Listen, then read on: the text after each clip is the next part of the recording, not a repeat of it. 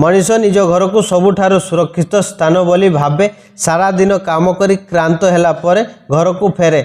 घर भितर से बेसी भरोसा एवं विश्वास करि थाए कारण यही घर भितर ता परिवार अछंती एवं निज लोक अछंती। जदि सेही घरटी जीवन सबुठारु बड़ रहस्य रे परिणत होई जीवो, जदि जहा उपरे आमे जीवन ठारु अधिक भरोसा एवं विश्वास करि थाउ सेही मनीष जदि संदेहर केंद्रबिंदु पालटिबो तेबे दुनिया रे आउ काहाकू भरोसा करा जीवो। आजिकार कहानीटी होची उत्तर प्रदेश आग्रार। यह होची सुरेंद्र शर्मांकर कहानी। जड़े साधारण मनीष जी हठात निखोज होई गला। परिवार लोक कहउथांती से कुआडे चली जाइछंती। दिन कटी राति मध्य कटी गला किंतु फेरार होइथिबा मनीष आउ केबे फेरी आसिले नहीं।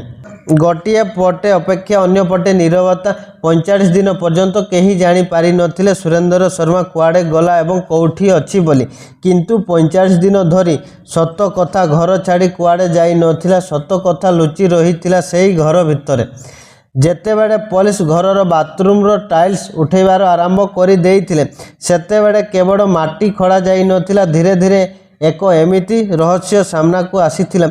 उत्तर प्रदेश आग्रार सिकिंद्रा धाम कॉलोनी रे रहुथिले 44 वर्षर सुरेंद्र शर्मा निज परिवार सह। सुरेंद्र शर्मार जन्म माटी होची राजस्थान।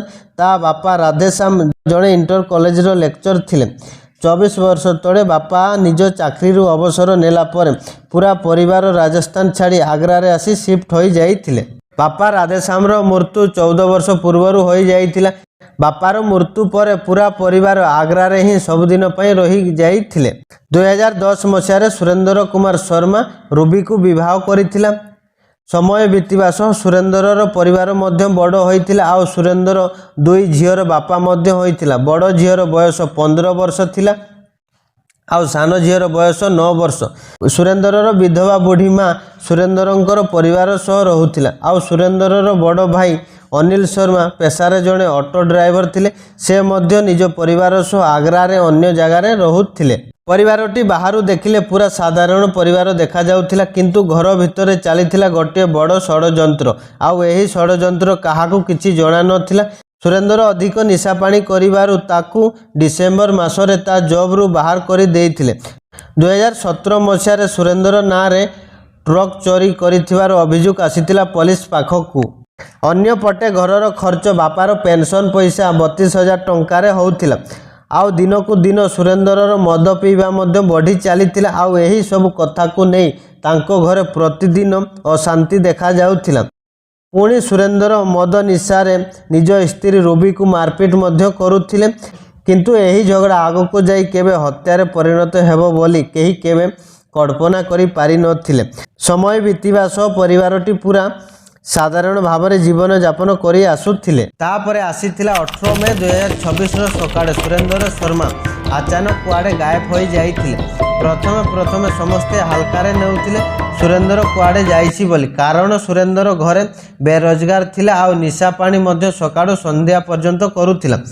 सुरेंद्र निखोज हेबार किछि दिन परे रूबी शर्मा समस्त सामने स्वामी निखोज होइथिबारु कांदी कांदी कहूए पुणी कहूए सुरेंद्र घर 3,000 टंका नहीं कुआडे चली जाइछि। किंतु गोटे कथा कहीं बुझी पारु नथिले। सुरेंद्र जो दिन सकाळे गायब होइथिला ठीक ता पूर्व दिन सकाळे सुरेंद्रर बड़ भाउज आसी सुरेंद्रर दुई झील को नेबा सह विधवा सासू माँ को मध्य सांगरे नहीं जाइथिला तांको घर को। खाली घरे सुरेंद्र एवं ता स्त्री रूबी शर्मा थिले। देखु देखु सुरेंद्र निखोज हेबार गोटे सप्ताह बीती जाइथिला किंतु सुरेंद्रर कौनसी खबर पाई नथिले। तापरे शेषरे जाई 26 मई 2026 रे रूबी शर्मा थाना को जाई निज स्वामी निखोज होइथिबार अभियोग करिथिला पुलिस पाखरे। पुलिस मध्य सुरेंद्र निखोज होइथिबार कथा को केंद्र करी चारिआडे खोजाखोजी करबा सह विभिन्न जगार सीसीटीवी कैमरा मध्य चेक करिथिला। तापरे भी पुलिस कौनसी सुराग पाई नथिला सुरेंद्रर। एमिति करी समय आगको बढ़ी जाउथाय। पुलिस जेतेबेले रूबी को ता स्वामी विषय पचारा उचारा करुथाय समय समय रूबीर बयान बदलिबाकू लागिथाय आ बहुत किछि कथा लुचेबाकू मध्य चेष्टा करुथाय।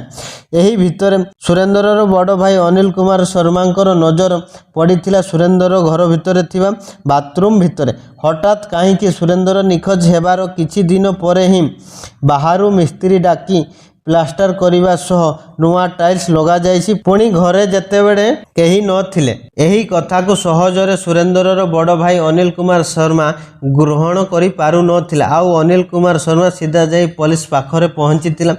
ପୋଲିସକୁ ସବୁ କଥା କହି ସାରିଲା ପରେ ସୁରେନ୍ଦ୍ର ନିଖୋଜ ହେବାର 45 ଦିନ ପରେ ପୋଲିସ ଆସି ଘରର ବାଥରୁମକୁ ଖୋଳିବାର ଆରମ୍ଭ କରିଦେଇଥିଲା।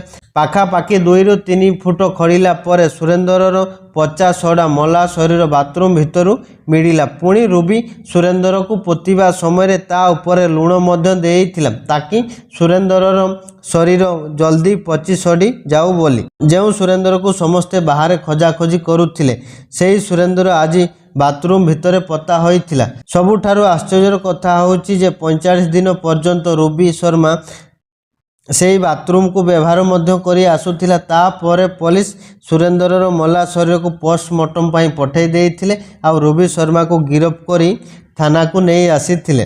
ତାପରେ ପୋଲିସ ରୁବି ଶର୍ମାକୁ ପଚାରିଥିଲା ତା ସ୍ୱାମୀକୁ ସେ କାହିଁକି ଏବଂ କ'ଣ ପାଇଁ ଆଉ କେମିତି ହତ୍ୟା କରିଥିଲା। 18 ମେ 2024ର ସକାଳ ଦିନଟି ପୁରା ସାଧାରଣ ଥିଲା କିନ୍ତୁ ଆଗରୁ ରୁବି ପ୍ଲାନ୍ କରି ସାରିଥିଲା। 18 ମେରେ ରୁବି ନିଜ 2 ଝିଅକୁ ଏବଂ ବିଧବା ଶାଶୁମାକୁ ବଡ଼ ଭାଇ ଅନିଲ ଶର୍ମା ଘରକୁ ପଠାଇ ଦେଇଥିଲା। ଘରେ ଖାଲି ସୁରେନ୍ଦ୍ର ରୁବି ସ୍ୱାମୀ ସ୍ତ୍ରୀ 2 ଜଣ ଥିଲେ। ରୁବିକୁ ଜଣାଥିଲା ସୁରେନ୍ଦ୍ରକୁ ବହୁତ ପସନ୍ଦ ଲାଗୁଥିଲା କ୍ଷୀର ବୋଲି।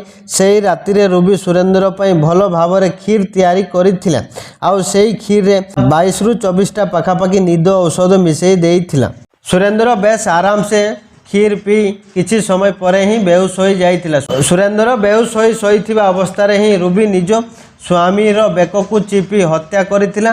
ଆଉ ହତ୍ୟା ପରେ ରୁବି ସବୁ ପ୍ରମାଣପତ୍ରକୁ ଲୁଚାଇବାକୁ ଯାଇ 19 ମେରେ ବାଥରୁମ ଭିତରୁ ମାଟି ଖୋଳି 2 ଫୁଟ ଗାତ କରି ତା ସ୍ୱାମୀକୁ ପୋତି ଦେଇଥିଲା ଆଉ ବାହାରୁ ମିସ୍ତ୍ରୀ ଡାକି ସେହି ଜାଗାକୁ ପ୍ଲାଷ୍ଟର କରିବା ସହ ନୂଆ ଟାଇଲ୍ସ ଲଗାଇଥିଲା।